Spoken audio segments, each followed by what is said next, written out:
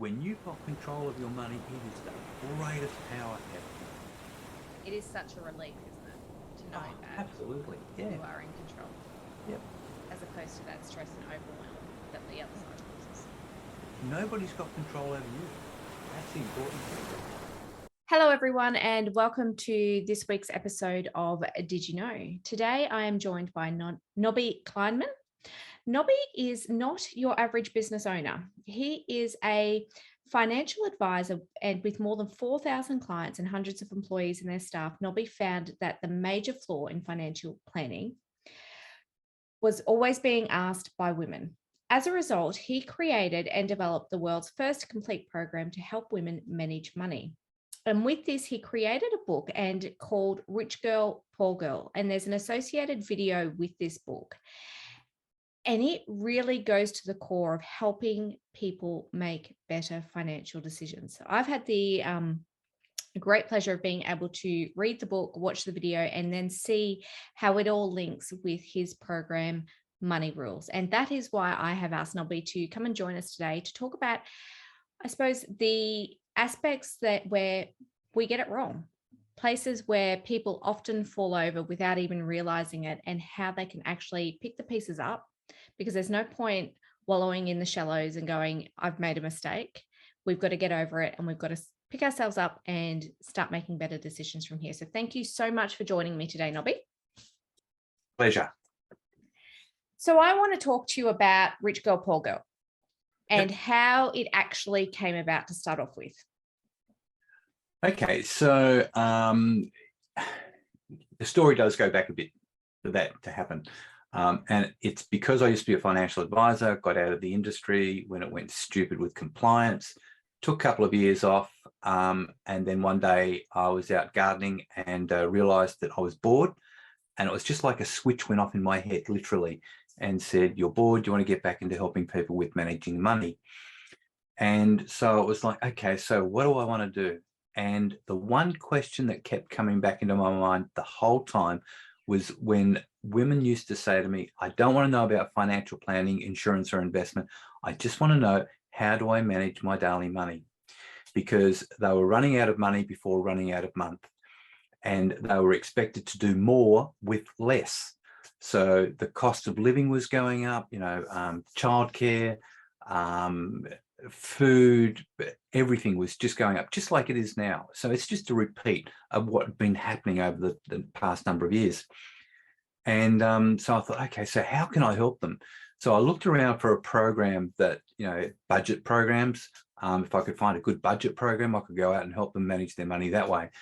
And I found problems with budgets, and people hated budgets because budgets are, if you had to go and do a budget, you knew you were already in trouble. Okay. So, and a budget doesn't actually help. A budget just confirms that you're in trouble. And this is not what people wanted to know. They were looking for, they wanted the magic. They wanted the big green button to push that, help me. So I thought, well, there's got to be something else out there. And I found a program over in Western Australia. They charged $27,000 for the license. I paid it. I found out all they were doing is just taking people's debts, refinancing them, and then expecting them to send paperwork, and it didn't work. So I thought, okay, so nothing's working. I can't find anything. And so, you know how you walk around and you keep thinking, while you're washing the car, while you're going for a walk, while you're cutting the grass. And to me, this thing just kept going around in my head. And one morning in the shower, it came to me. And the shower is the best place for ideas to come to you.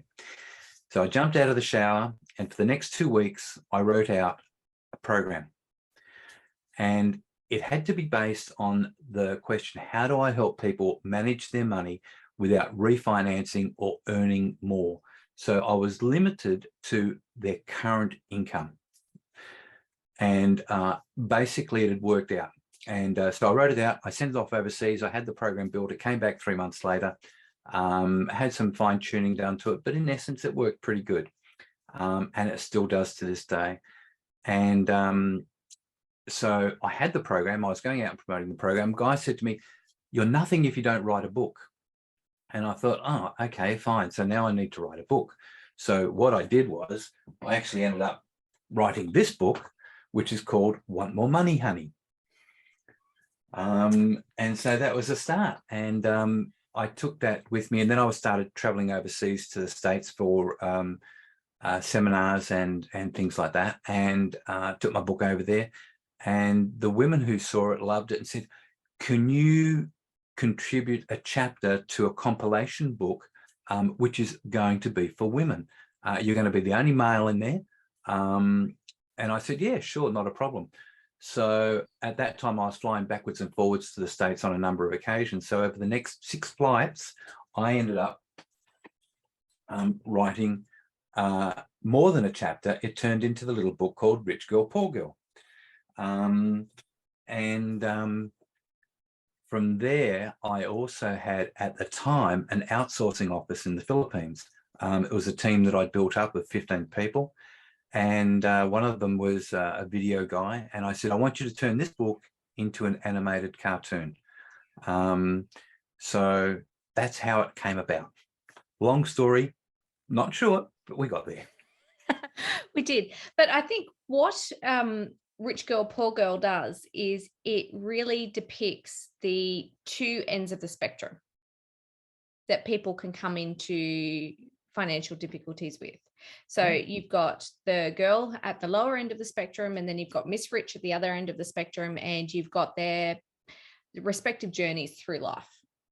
Yep. And then they both find themselves stuck and having to get out of the situation. And I think that is such a relatable story, because we can all find someone where we think we've got a friend who's wealthier than us, or we've got a friend who might not have as money as us. So we can relate to both characters respectively. And we've all been at a point in time where we kind of think, oh, we thought we would be in a better position by now. You know, life isn't really going out like we planned it when we were 13, 14 years old. Surprisingly. And so how we actually get through that. What is the one question, I suppose, that women in particular often asked you as to how can they make their money go further? There was nothing there really. The bottom line was they just needed help with managing it. They were at a total loss. It was like it didn't matter what they did. They tried budgets, and obviously the budgets didn't work. Yep. They knew it was money in, and they knew it was money out, and what was left over. But that was a dead end. And for them, that was the problem. They couldn't get past this dead end. So it was difficult for them to comprehend how they're going to continue into the next week when they're already stuck, back here. They had nothing left in the tank to go further in the month. So that was why they're saying, you need to help me, manage my money. And part of the problem is, I like to say you should always pay yourself first. Okay. And while that's something that came out a little while back, you've got to look at it from a different perspective. It's not about giving yourself money first so that you can live. What you've got to do is you've got to understand that the money actually belongs to you. And this can start getting deep. But in essence, by paying off your debts, you're no longer paying somebody interest. You're no longer shackled to them. You're getting rid of them, and therefore you're freeing yourself, and that money now becomes yours again. All right. So the faster that you can get rid of your debt, the quicker you can offload all that junk that's hanging on, and get on with your life, because now the money is yours and you can plan to do with what you want. And life is so much freer when that is off your shoulders. Yep. One thing that I really liked, Nobby, in terms of your program is that, as I understand it, you can actually visually see, if you make these payments, how quickly your debt goes down. Is that right? Yeah, absolutely. And that's what's missing in a budget. See, a budget is money in, money out, and what's left over, that's it, end of story, right? What I've created is, and this is one of the improvements that I made to the program, was instead of just putting your money in and coming out and everything, I forecast it through to age 100. So whatever information you put in there, you put it into age 100. So if you were born in let's say 1950. That might be going back a bit far for some people. But so let's say you're born in 1980. That's probably a bit closer. So 1980 to 2080.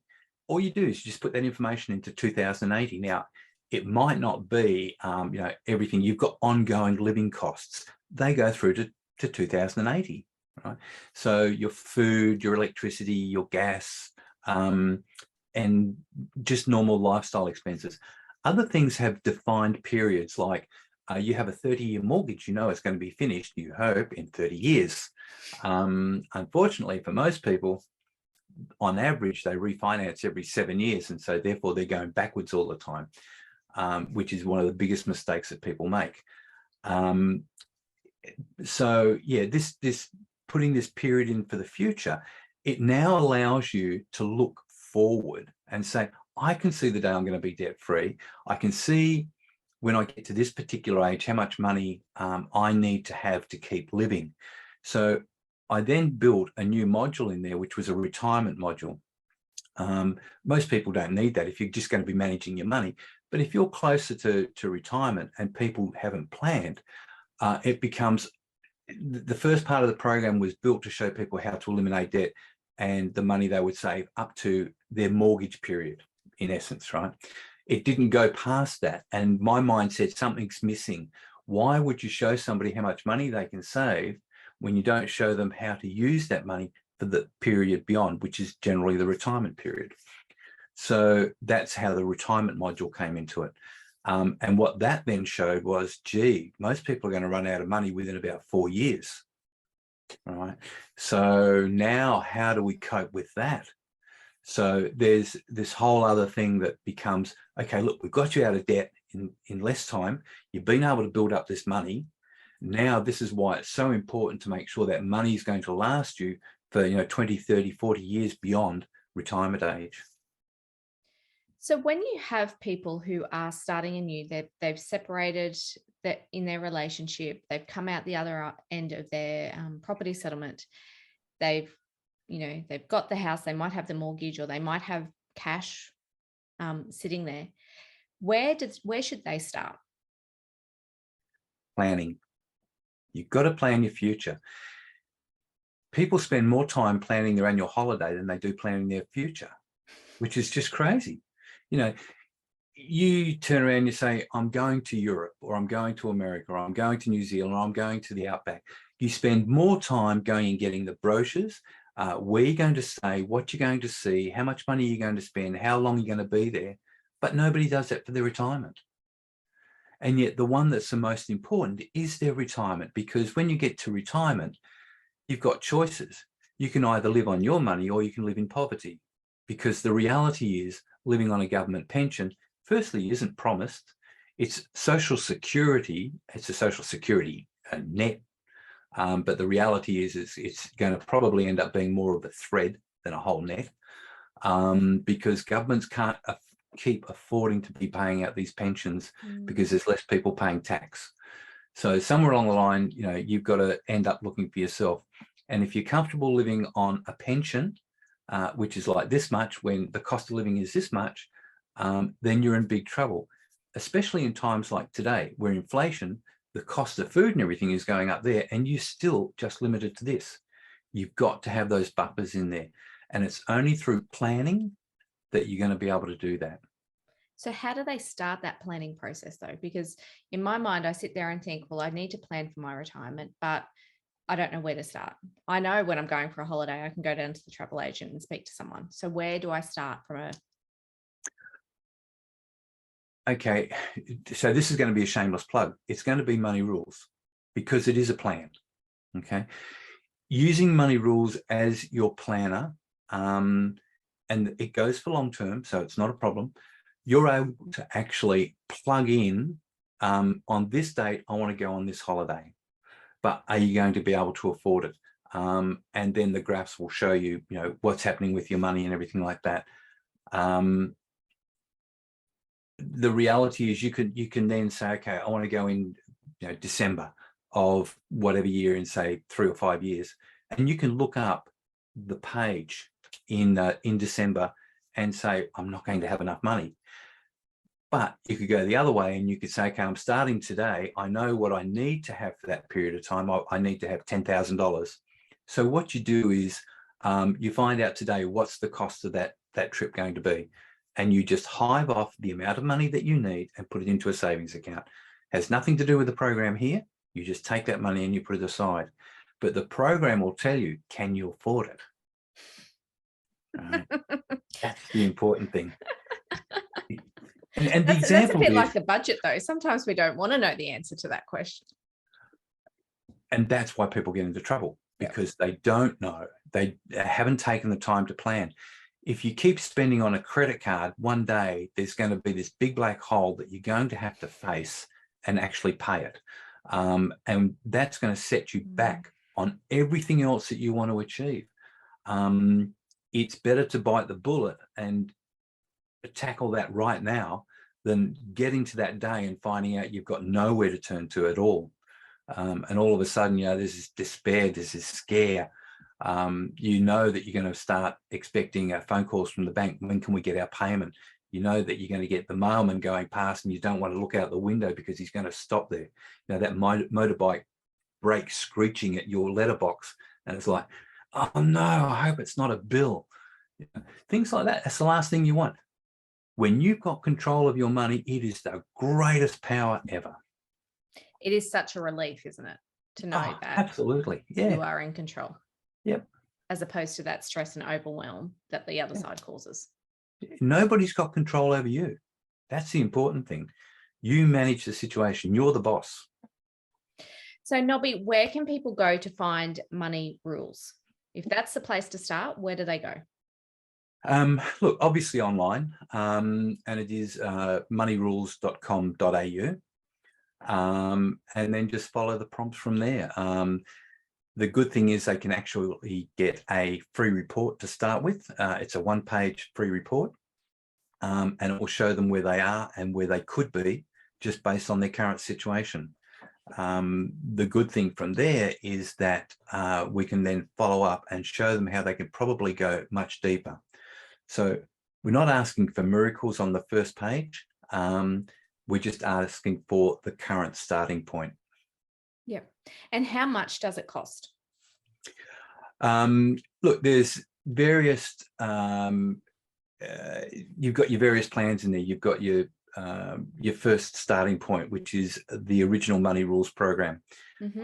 And then you've got the retirement program. Under normal circumstances, the Money Rules Lite is $1,500, and that's been USD.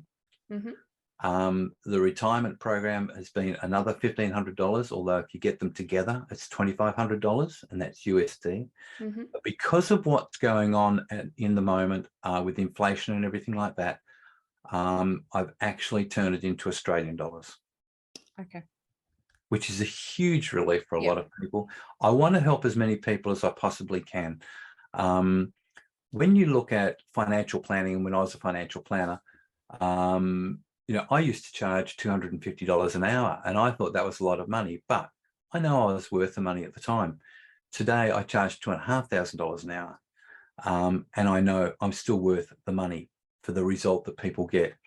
And that's why when you can get a program for $1,500 for as long as you need, that will help you manage your money, and it plans it out from now until age 100 plus, that is cheap.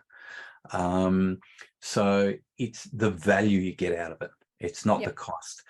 So I always say to people, is it the cost or is it the return on investment? Because I know there's a return on investment that far outweighs the money that gets invested in the program.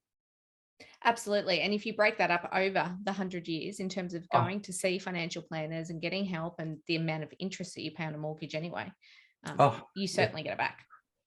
Well, put it this way. Some people will turn around and say, okay, so I should take my mortgage and I should refinance it, shouldn't I? And I'll turn around and say, no, you shouldn't, right? Because a mortgage broker comes along and they're doing their job, and their job is to sell a mortgage. But they'll say, we can combine all of your stuff. And I've done this in the past, right? I was naive enough to believe it. you combine all of your credit card debts and your car loan and everything into your mortgage because it's the cheapest thing to go. And now you've got a 30-year mortgage and you're paying all this stuff off over a much longer period. Everything that you've paid in the past over the 7 years is gone. So of a mortgage, you may have paid $200,000 into a mortgage of a, say, I don't know, $500,000 more. It's gone. And you're starting again. 7 years, it's gone. Right? $200,000 in interest, it's gone. You're starting again. And that's just crazy. Whereas with money rules, it shows you, look, if you do this, this, and this, you could be totally out of debt eventually 10, 12, 15 years instead of 30 years. You just take that same money you would have paid over the 30-year period and invest at it, even the same interest rate. And the way the interest rates are going today, it's going to be much better. And you'll have your retirement program funded from the same money you would have paid on a mortgage to a bank. Now that sounds like a much better option. Absolutely. Awesome. Thank you so much for joining me today, Nobby. It's been lovely talking to you. Thank you. It's been great. Ciao.